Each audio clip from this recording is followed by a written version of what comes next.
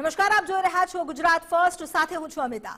રાજ્યભરમાં ધમધોકાર મેઘરાજા વરસી રહ્યા છે, ત્યારે મોટી ખબર એ છે કે 2 દિવસ રાજ્યભરમાં ભારે વરસાદ પડી શકે છે। તોફાની પવન સાથે વરસાદી ઝાપટા પડશે તેવું હવામાન વિભાગે અનુમાન વ્યક્ત કર્યું છે। દક્ષિણ ગુજરાત અને સૌરાષ્ટ્રમાં ભારે વરસાદની શક્યતા છે, તો અમદાવાદ અને ગાંધીનગરમાં પણ વરસાદ પડી શકે છે।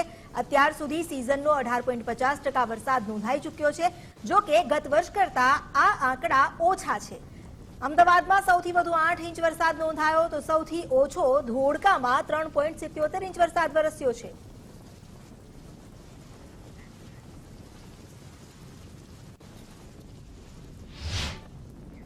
ચારેકોર મેઘરાજાની આ મેગા ઇનિંગ જે અંતર્ગત રાજ્યમાં 24 કલાકમાં 77 તાલુકામાં વરસાદ પડ્યો। સાબરકાંઠાના પ્રાંતિજમાં 3.5 ઇંચ વરસાદ નોંધાયો।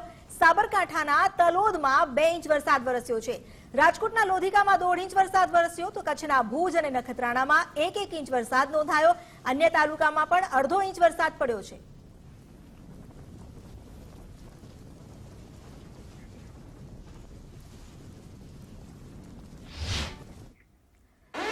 ગુજરાતભરમાં વરસાદે અત્યારે મેઘમહેર કર્યા બાદ સ્થિતિ કહેર જેવી પણ લાગી રહી છે, કારણ દક્ષિણ ગુજરાતમાં ભારે વરસાદની આગાહી છે। આવતીકાલથી મધ્યમ વરસાદની શક્યતા। વરસાદના વિરામ વચ્ચે બફારાનું પ્રમાણ વધ્યું। 1 દિવસ માટે દક્ષિણ ગુજરાતમાં ભારે વરસાદ પડે તેવી સંભાવના હવામાન વિભાગે વ્યક્ત કરી છે, તો બુધવારથી મધ્યમ વરસાદની આગાહી કરવામાં આવી છે। વરસાદે વિરામ લેતા ખેડૂતોએ ડાંગરની રોપણીનો પ્રારંભ કર્યો। ઓલપાડ સહિતના કેટલાક વિસ્તારમાં ખેડૂતો ડાંગરની રોપણીમાં વ્યસ્ત થયા છે।